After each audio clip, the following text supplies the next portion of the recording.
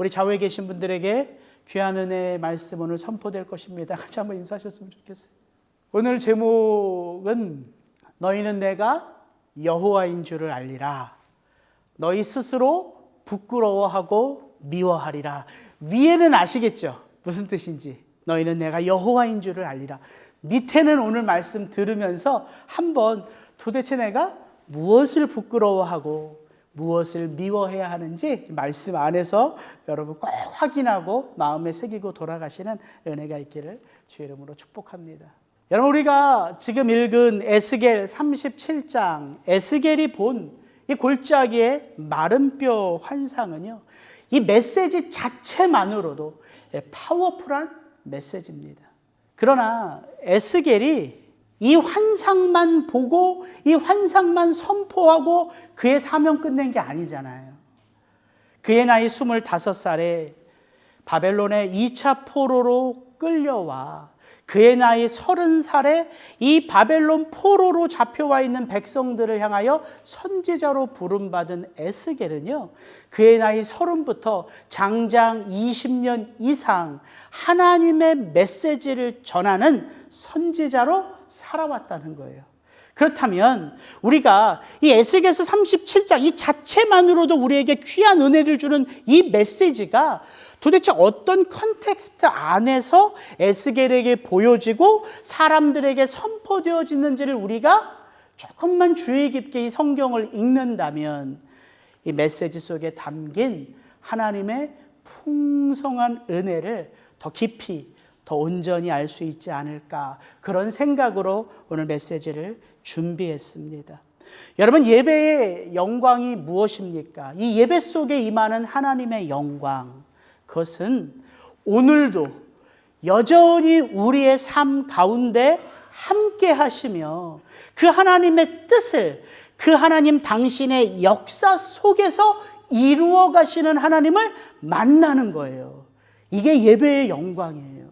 그러니까 오늘 우리는 이 자리에서 2600년 전 바벨론의 2차 포로로 끌려와 있는 그 패역한 유다 백성들의 이야기, 그들 가운데 22년 동안 선지자로 사역했던 에스겔의 이야기를 듣는 게 아니라 그들 속에서 하나님의 이 놀라운 구원의 역사를 이루어 가시는 누구의 이야기를 듣는 거예요? 하나님의 이야기를 듣는 거예요. 이게 접점이란 말이에요. 2600년 전 살아갔던 사람들과 오늘 나의 삶 가운데 접점은 우리 가운데 말씀하시고 우리 가운데 함께 하시는 삼위 되시는 하나님의 역사란 말입니다. 마치 예수 그리스도가 우리에게 말씀하신 것처럼 하나님은 죽은 자의 하나님이 아니요 살아있는 자의 하나님이시라. 하나님에게는 모든 사람이 살았느니라 하시니라. 여러분, 이게 예배의 영광입니다. 이 살아계신 하나님, 이 살아계신 하나님이 나를 향한 그분의 마음을 오늘도 이 예배 가운데 저와 여러분이 체험케 되기를 주의 이름으로 축복합니다. 그런 의미에서 저는 오늘 이 에스겔 37장을 큰 틀에서, 어떻게 보면 에스겔 1장부터 48장 이 전체의 틀에서 한번 살펴보기를 원해요. 제가 금요일 날 여러분들에게 이 파워포인트 하나를 만들어서 보내드렸어요. 보기만 해도 좀 복잡하죠? 요걸 중심으로 좀 오늘 이야기를 좀 나눠보기를 원합니다. 에스겔서 34장부터 37장은 특별히 구약학자들이요, 구약의 복음이라고 말해요. 왜 이것이 구약의 복음 메시지인가? 또 이 메시지를 통하여 하나님은 오늘 성령 안에서 저와 여러분에게 어떤 도전을 주시는가? 그걸 한번 살펴보기를 원합니다. 무엇보다 에스겔서 37장을 제가 이 큰 틀에서 읽고 묵상해 보니까 몇 가지 저에게 도전이 되는, 깨닫게 해주시는 하나님의 귀한 은혜가 있어요. 그걸 좀 하나하나 나누기를 원하는데, 첫 번째는 이거예요. 죄로 인한 타락은 예나 지금이나 누구 몫이다? 우리 몫이다. 그러나 회복의 역사, 구원의 역사는 언제나 누구 손에 달렸다? 그분의 손에 달려있다. 그래서요, 치밀하고 계획적이고 완전해요. 그 이야기를 좀 먼저 나눠보기를 원합니다. 에스겔서 1장부터 48장을 크게 나누면 몇 단계로 나눌 수 있지만 두 부분으로 나눈다면 1장부터 32장 하나님의 심판과 하나님의 분노, 34장부터 48장은 하나님의 회복과 구원의 약속이에요. 그래서 이 전반부 1장부터 32장까지 하나님의 심판과 진노를 두 구절의 말씀으로 요약을 하면 이 구절이에요. 그가 또 내게 이르시되 인자야 이스라엘 족속이 행하는 일을 보느냐? 그들이 여기 예루살렘에서 크게 가증한 일을 향하여 나로 내 성소를 멀리 떠나게 하느니라. 에스겔서는 크게 두 파트예요. 하나님의 영광이요 성소에서 떠나요. 예배가 어떻게 되겠어요? 그러면 멈춰지겠죠. 하나님의 영광이 그 패역한 예루살렘 성에서 그 영광이 떠나는 것으로 시작되고요. 에스겔서 43장에 가면요, 그 하나님의 영광이 그 성소로, 정확하게 말하면 새 예루살렘 성으로 다시 임해요. 뭐가 시작돼요? 하나님 앞에 참 예배가 시작되는 거예요. 에스겔서 7장 27절, 내가 그 행위대로 그들에게 갚고 그 죄악대로 그들을 심판하리니. 하나님의 심판의 룰이 있어요. 하나님의 백성이니까 무조건 용서하는 게 아니고요, 이방의 백성들이니까 무조건 정죄하고 심판하는 게 아니라 무엇대로 심판하신다고요?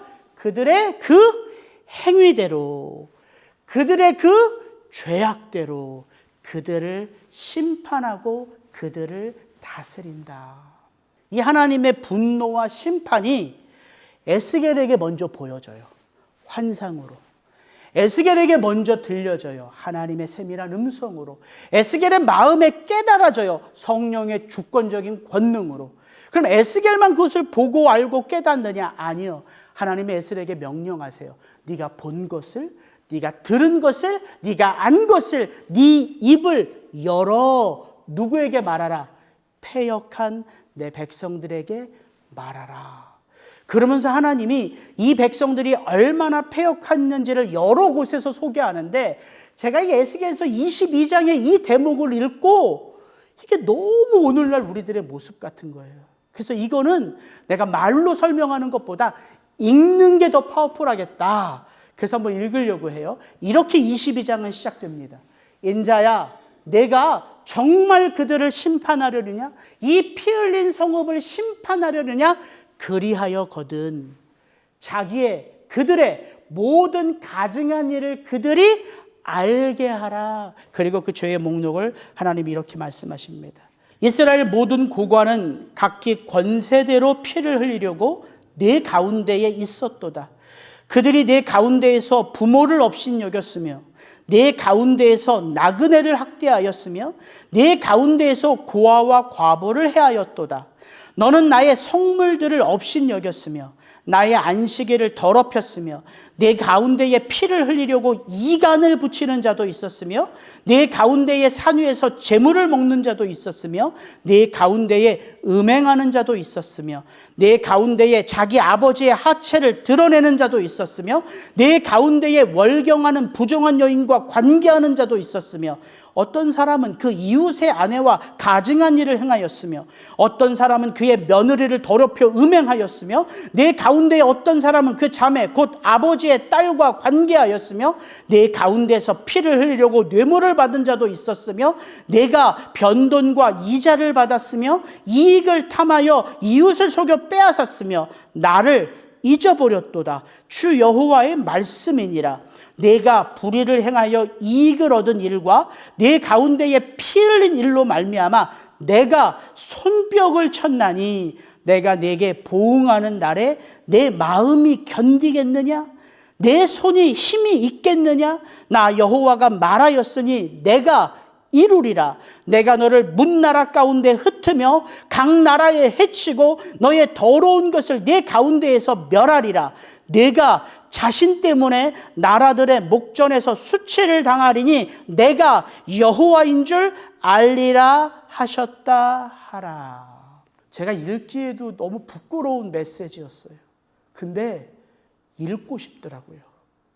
왜냐하면 이걸 반복해서 읽으면 이게 2600년 전 패역한 이스라엘 백성들의 모습이 아니라 오늘 이 땅에서 하나님을 예배하며 살아간다고 하는 우리들의 모습이 담겨져 있더라고요.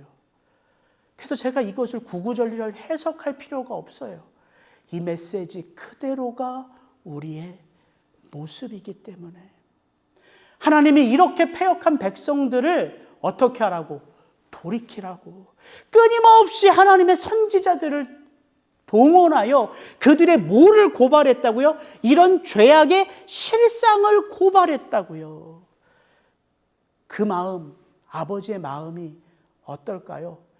반드시 죽이리라 이 마음일까요? 아니요. 결단코 돌아와라. 돌아와라.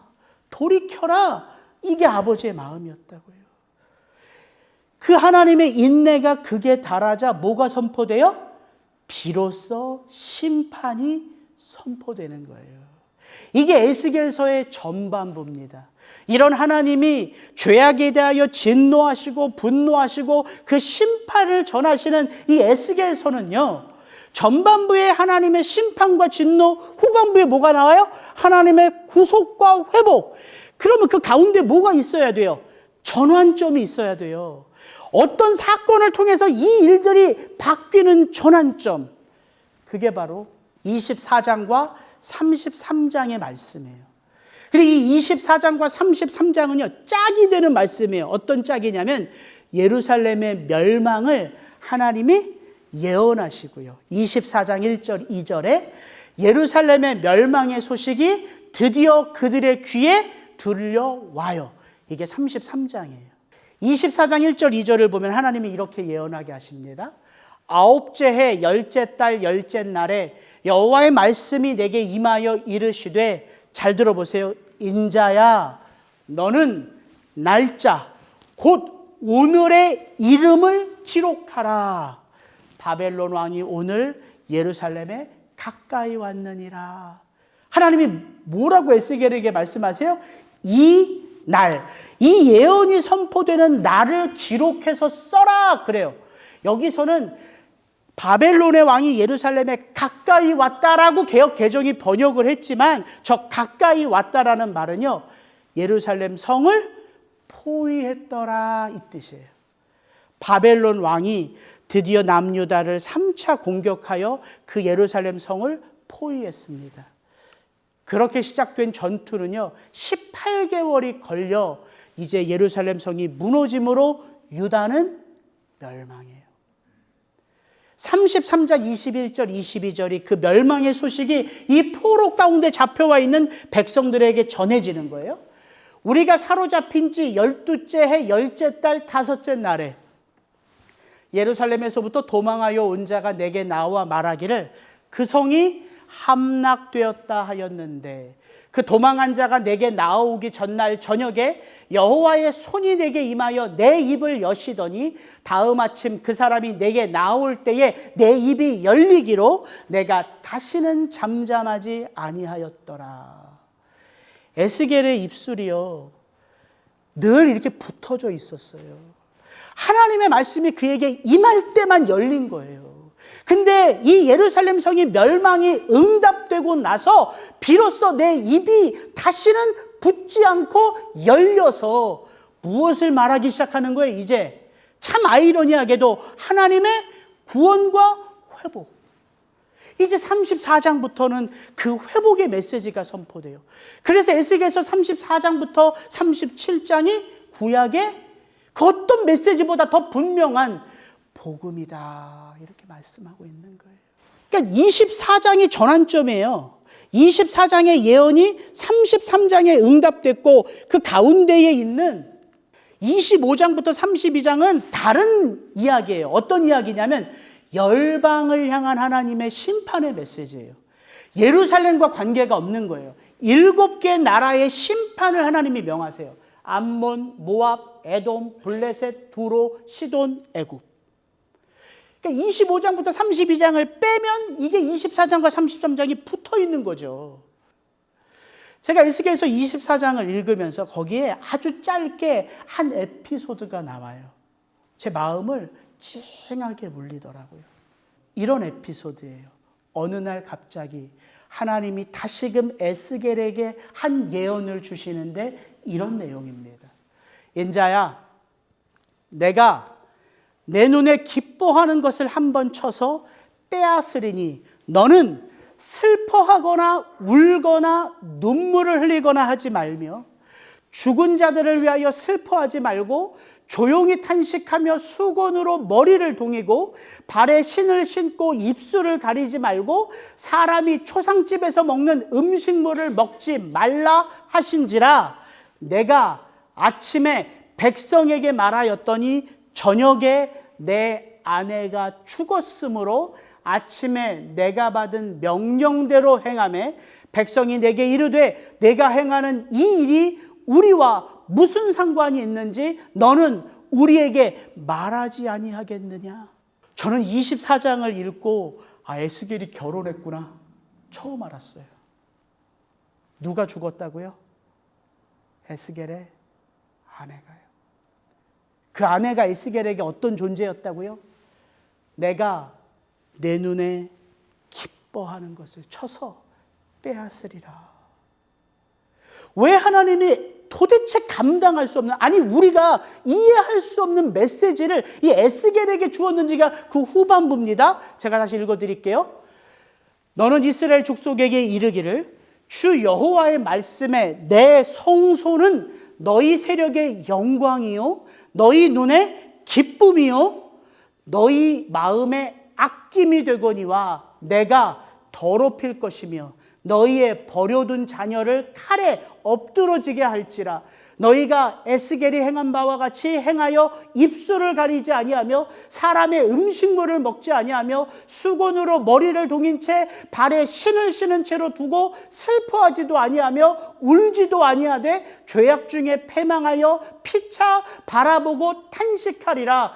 이같이 에스겔이 너희에게 표징이 되리니 그가 행한 대로 너희가 다 행할지라. 이 일이 이루어지면 내가 주 여호와인 줄을 너희가 알리라 하라 하셨느니라.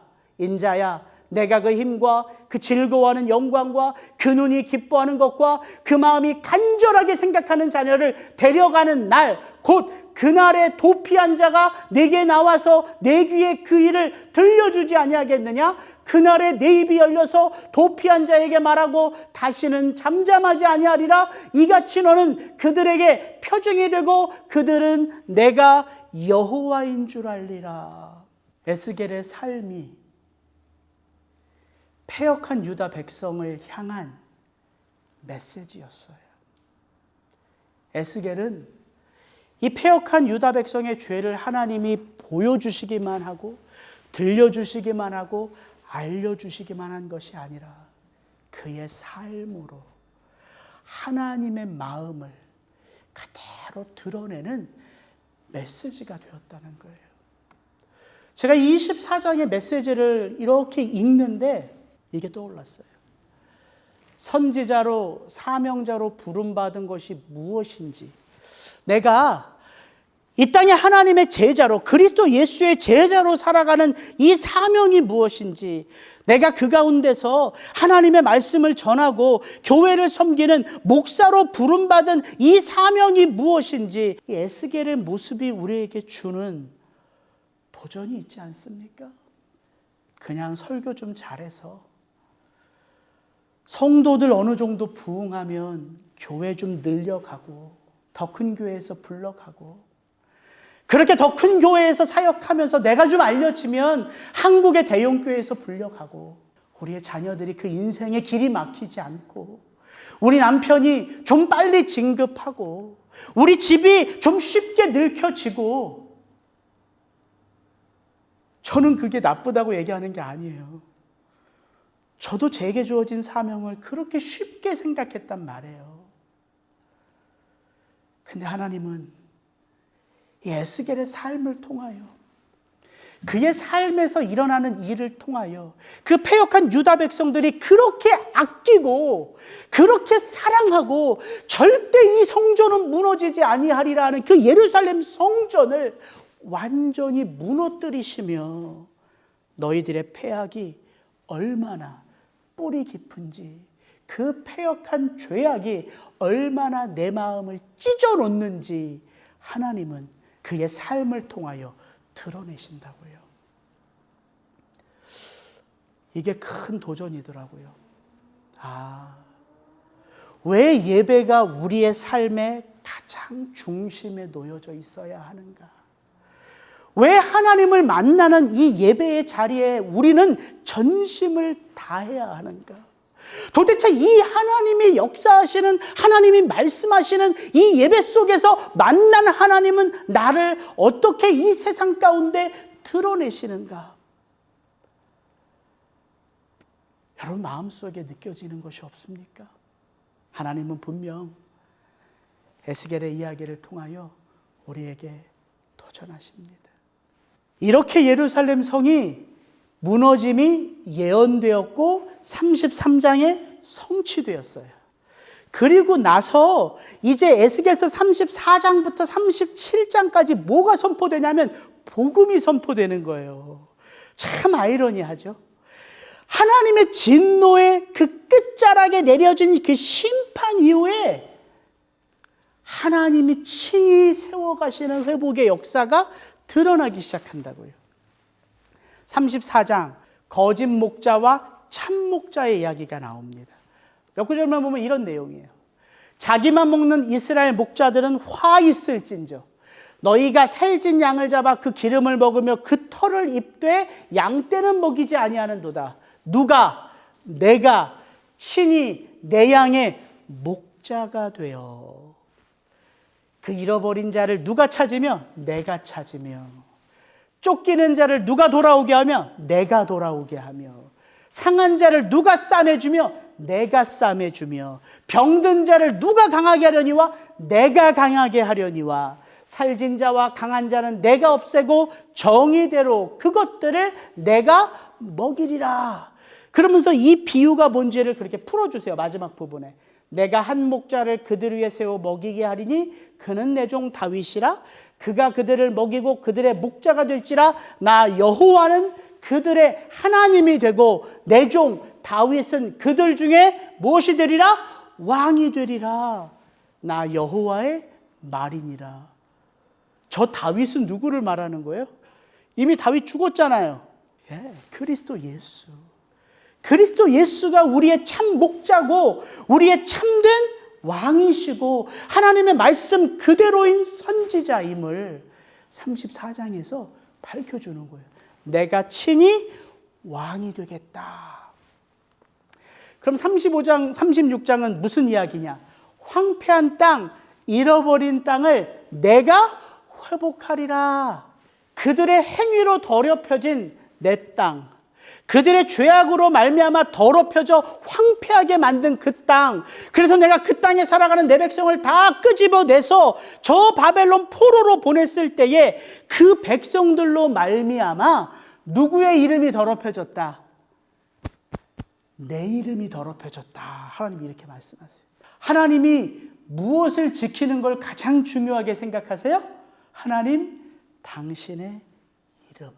그들이 이른바 그 여러 나라에서 내 거룩한 이름이 그들로 말미암아 더러워졌나니 곧 사람들이 그들을 가리켜 이르기를 이들은 여호와의 백성이라도 여호와의 땅에서 떠난 자라 하였음이라. 그 다음이 중요해요. 그러나 이스라엘 족속이 들어간 그 여러 나라에서 더럽힌 내 거룩한 이름을 내가 아꼈노라. 여러 나라 가운데서 더럽혀진 이름 곧 너희가 그들 가운데서 더럽힌 나의 큰 이름을 내가 거룩하게 할지라. 내가 그들의 눈앞에서 너희로 말미암아 나의 거룩함을 나타내리니 내가 여호와인 줄을 누가? 그 여러 나라 사람들이 알리라. 주 여호와의 말씀이니라. 하나님의 백성들을 패역하게 만들어 황폐해져 버린 그 땅을 하나님이 새롭게 가꾸어 포로로 끌려간 자들, 하나님의 백성들을 다시 그 땅으로 돌아오게 하여 친히 그들을 씻어주신대요. 내가 너희를 여러 나라 가운데서 인도하여 내고 여러 민족 가운데서 모아 데리고 고국 땅에 들어가서 맑은 물을 너희에게 뿌려서 너희로 정결하게 하되, 그렇게 정결해진 그 백성들을 하나님이 다시금 당신의 백성으로 인쳐주신다는 거예요. 그런데 하나님이 씻어주시고 깨끗하게 해주신 건 너무 좋은 거지요. 그런데 그들에게는 무엇이 없어요. 그 깨끗해진 대로, 그 정결해진 대로 그렇게 하나님의 백성으로 살아갈 능력이 있습니까? 없습니까? 없어요. 그래서 뭐가 나와요? 내 영을 너희 가운데 두어 너희의 굳은 마음을 제하여 내가 새 마음을 너희에게 주리라. 새 영, 새 마음이 에스겔서 36장에 선포되는 거예요. 34장 참목자, 하나님이 친히 왕이 되어 주시겠다. 35장 36장 황폐한 땅, 잃어버린 땅에 그들을 돌이켜 그들로 하여금 새 영으로 새 마음으로 하나님의 백성으로 살 수 있게 하겠다. 잘 보세요. 왕이 세워졌어요. 황폐한 땅이 회복됐어요. 그럼 뭐가 있어야 돼요? 하나님의 나라가 이 땅 가운데 세워져 그 나라가 영광스럽게 하나님을 드러내려면 왕이 있고요, 땅이 있어요. 그럼 뭐가 있어야 돼요? 누가 있어야 돼요? 백성이 있어야 돼요. 그 백성이 누구입니까? 마른 뼈들이에요. 그 백성이 하나님의 말씀과 생기로 일어나 무엇이 돼요? 거대한 군대가 돼요. 하나님이 친히 왕이 되어 주셨고요. 하나님이 친히 그 땅을 회복하셨고요. 하나님이 친히 그 백성을 일으켜 세우셨어요. 그리고 나서 참 에스겔서는 신기하게요. 38장, 39장이 등장해요. 40장에 여호와의 영광이 새 예루살렘 성전에 임하기 전에 38장, 39장의 스토리가 나와요. 그 스토리는 뭘까요? 곡과 마곡의 전쟁의 스토리가 나와요. 근데 참 이상하지 않아요? 하나님의 백성들이 패역한 시대가 끝났어요. 하나님이 친히 그들 가운데 왕이세요.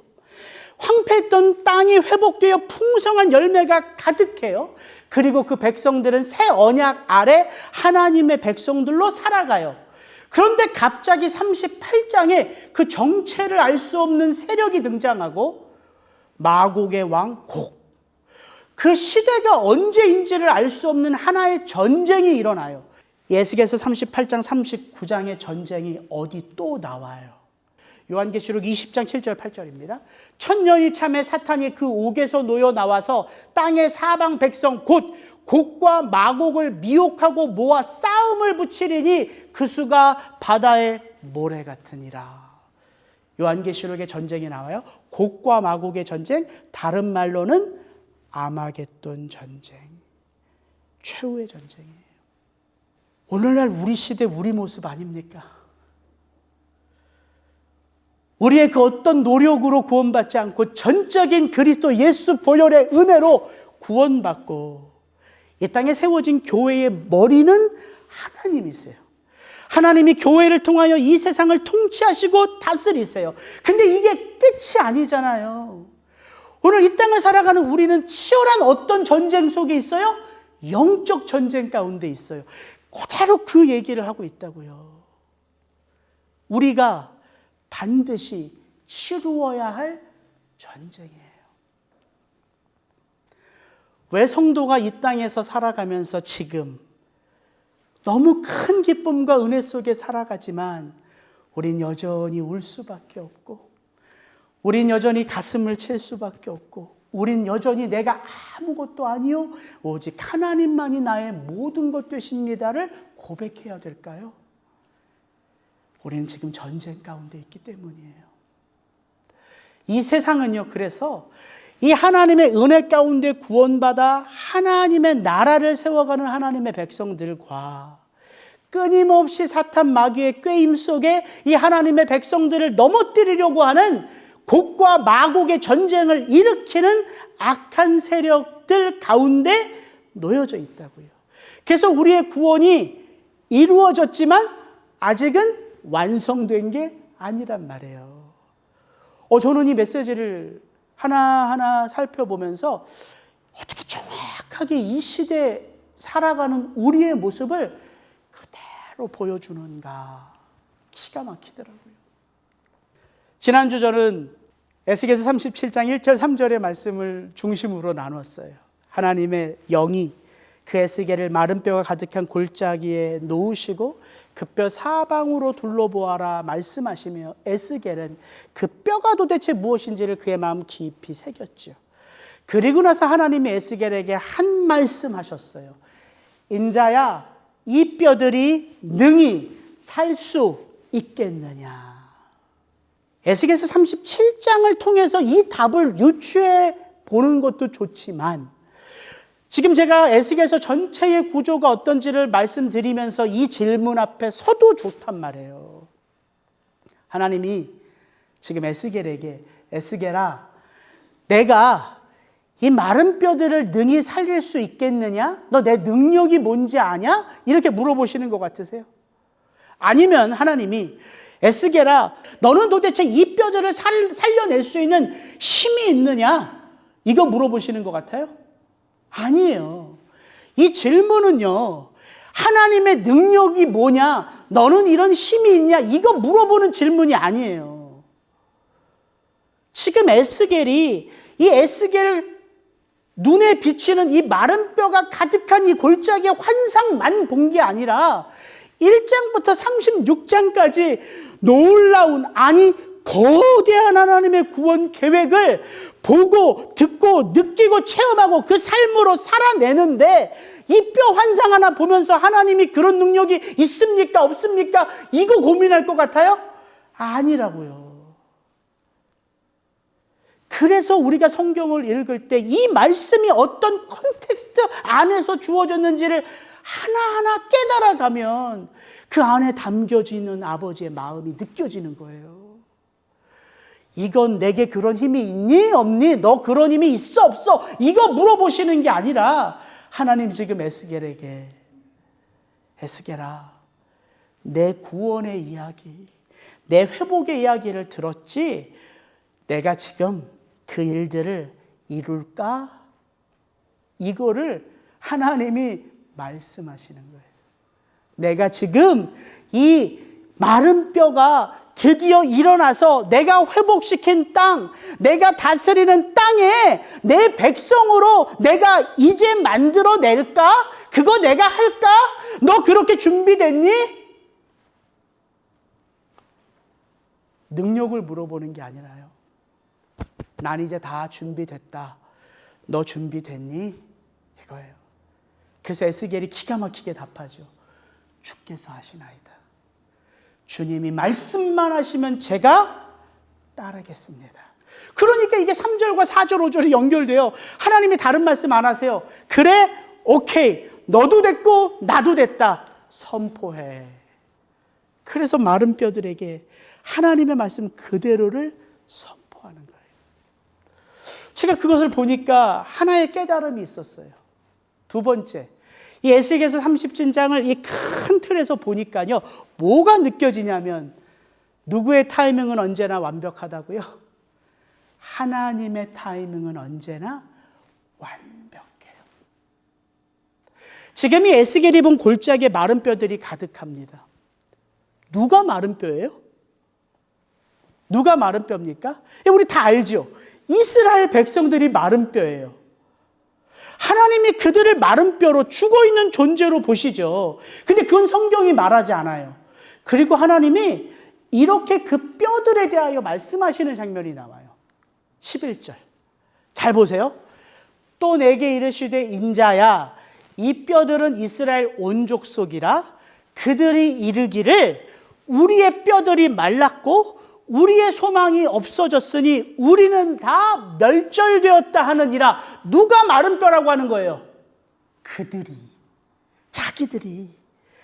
나 마른 뼈야. 나 이제 죽어서 무덤 속에 있는 자야. 33장에도 똑같이 그들이 이렇게 말해요.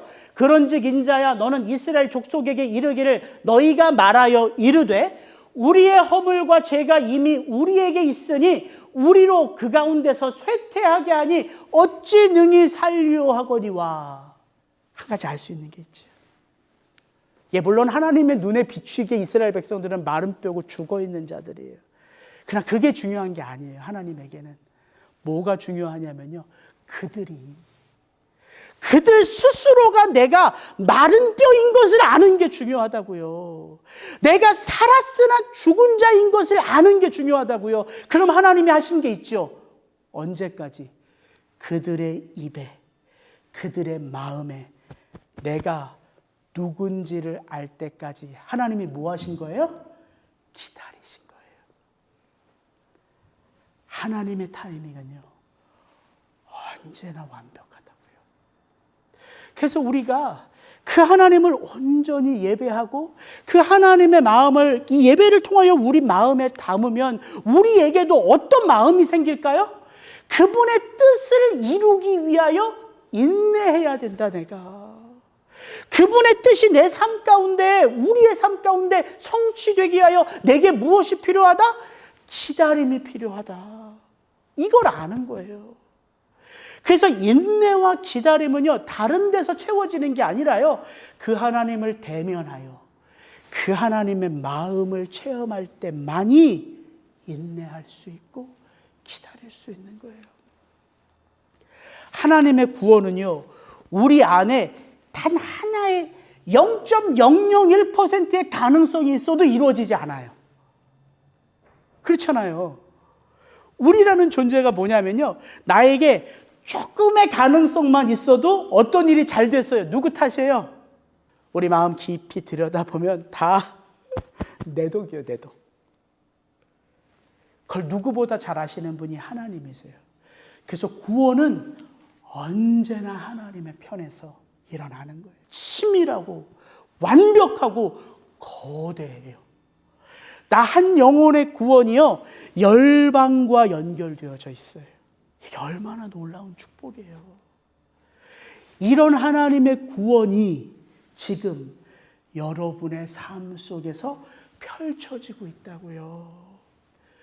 왜 두려워하세요? 무엇을 걱정하세요? 왜 에스겔의 대언인가? 제가 오늘 이 말씀을 묵상하면서 이게 떠올랐어요. 이렇게 완전하신 하나님이고 이렇게 완전하신 하나님의 구원인데 굳이 그 사이에 에스겔이 왜 필요하냐는 거예요. 에스겔이요, 이 마른 뼈들에게 다른 매직 뿌리지 않았어요. 그냥 하나님이 에스겔에게 이렇게 대언해 하면 에스겔이 그대로 그 말씀을 선포했다고요. 그럼 하나님이 하시면 되잖아요. 하나님이 마른 뼈들을 향하여. 근데 왜 에스겔이 필요하냐는 거예요. 필요하더라고요, 보니까. 출애굽을 한 이스라엘 백성들이 약속의 땅에 들어갈 때, 그 전에 그들이 광야에서 하나님의 백성으로서의 언약을 받지요. 그때 하나님과 백성들 사이에 누가 존재해요? 모세가 존재해요. 모세가 중보자예요. 하나님 모세를 통해서 말씀하셨고 하나님 모세를 통하여 그들의 죄를 씻으셨어요. 왜냐하면 그들 스스로가 그 하나님의 영광 앞에 서는 것을 거부해요. 하나님의 말씀이 그들의 귀에 들리고요, 하나님의 임재가 그 시내산에 가득하니까 그들이 두려워서 그 산으로 올라가지를 못해요. 하나님, 우리에게 더는 직접 말씀하지 마세요. 모세를 통해서 말씀해 주세요. 하나님과 포로된 백성들 가운데 누가 필요하다고요? 에스겔이 필요해요. 하나님과 죄인들 사이에 누가 필요하다고요? 예수 그리스도가 필요해요. 하나님과 잃어버린 영혼들 가운데 지금 이 땅에 뭐가 필요하다고요? 교회가 필요하다고요. 그게 에스겔이 받은 사명이에요. 2번 언급돼요. 에스겔의 파수꾼의 사명. 이 파수꾼의 사명이 언급된다고요. 저와 여러분이 이 땅을 위한 파수꾼으로 부름받은 거예요. 마지막 에스겔서 37장을 큰 틀에서 보니까 한 가지 너무 완벽하게 깨닫는 게 뭐냐면 성령의 강권적인 역사예요. 성령을 구약의 히브리어로 루아흐라고 해요. 루아흐. 근데 이게 여러 의미로 쓰이는데 크게 세 가지 의미로 쓰여요. 바람, 생기, 그리고 성령이에요. 루아흐는 바람, 생기, 성령. 여러분 에스겔서 37장 1절부터 14절까지를 다시 한번 주목해서 읽어보세요. 그 14구절 가운데 핵심이 되어 그 14구절을 이끌어가는 단어가 뭐냐면 바로 이 루아흐예요. 에스겔이 늘 하나님이 주시는 환상을 보는데 누구의 손에 이끌려? 하나님의 영의 손에 이끌려. 에스겔이 하나님의 말씀을 대언할 때 그 뼈와 뼈들이 맞춰서 일어났어요. 근데 하나님은 뭐라고 말해요? 일어났으나 여전히 죽었다라고 말해요. 언제 그 뼈가 일어나 거대한 군대가 언제 움직여요? 사방에서 불어오는 생기로 말미암아. 이 에스겔 37장은 우리에게 뭘 말해주냐면 우리가 살았으나 살은 게 아니다. 우리가 영이 있으나 살은 게 아니다. 무엇이 있을 때 비로소 하나님의 영, 그 성령이 우리 속에 들어올 때 비로소 우리가 뭘 하게 돼요? 하나님을 예배하게 돼요. 그래서 영과 진리로 예배하는 거예요. 그래서 예수 그리스도와 성령으로 예배하는 거라고요. 그를 예배할 때에 그 하나님을 알게 하고 그 말씀을 듣게 하고 그 말씀을 깨닫게 하고 그 말씀을 살게 하는 역사가 뭐다? 성령이다. 그래서 이거가 참 중요해요. 잘 보세요. 에스겔 37장의 마지막 부분, 생기야 사방에서부터 와서 이 죽음을 당한 자에게 불어서 살아나게 하셨다 하라. 이에 내가 그 명령대로 대언하였더니 생기가 그들에게 들어가며 그들이 곧 살아나서 극히 큰 군대더라. 이렇게 되어 있어요? 아니죠. 중어법 반복을 해서 사용해요. 그들이 곧 살아나서 일어나 서는데 극히 큰 군대더라. 이거 구약에 자주 반복해서 쓰는 핵심 어구예요. 우리가 하나님의 사람으로 산다가 아니라 일어나 선다. 이거예요. 그냥 살아가는 게 아니라 내 뜻대로 내 의지대로 그냥 살아가는 게 아니라 나는 누구의 아들로? 하나님의 자녀로 서는 거예요. 그게 우리의 삶이라고요. 그걸 누가 하게 하신다고요? 성령이 하게 하신다고요. 오늘 메시지를 마무리하겠습니다. 죄악으로 인하여 하나님의 영광이 떠난 그곳에 하나님께서 당신 스스로 왕이 되시고 땅을 회복하시고 친히 자기 백성을 만드셔서 그 백성들 가운데 하나님이 임하세요. 그래서 우리가 하나님의 전인 거예요. 너희 가운데 성령이 계시는 줄 알지 못하느냐. 바울이 이 에스겔서의 말씀을 통하여 우리의 존재를 풀어주는 거라고요. 그러면 예배의 영광은 뭘까요? 우리가 살아가고 있는 이 치열한 영적 전쟁 가운데 세상 속에 내가 믿고 내가 바라보고 내가 의지하고 내가 따르는 그분이 여호와인 줄을 이 세상에 선포하며 알리는 우리가 왕 같은 제사장이라는 거예요. 그럼 예배는 이 한 가지 이유만 있느냐? 아니요. 또 하나의 이유가 있어요. 뭐예요? 우리로 하나님이 너희 스스로 무엇을 너희의 죄를 부끄러워하고 미워하고 그 죄로부터 멀어지게 하시는 역사가 이 예배 가운데 있다고요. 에스겔서의 이게 핵심이에요. 너희는 내가 여호와인 줄을 알리라. 근데 저는 그거 하나만 있는 줄 알았던데 에스겔서를 읽어보면요 반복해서 말해요. 왜 하나님이 그 백성들이 잘한 거 하나도 없는데 회복하시지? 왜 하나님이 그들에게 다시 기름 부으시지? 왜 하나님이 그들에게 새로운 언약을 주시지? 그 이유가 반복해서 하나님이 말씀하세요. 그들로 그들의 죄악된 모습을 스스로 부끄러워하고 그 죄로부터 멀어져 하나님의 백성으로 살아가게 한다는 거예요. 근데 이 죄가 드러나는 건 정죄함이 아니에요. 그건 사탄이 하는 거죠.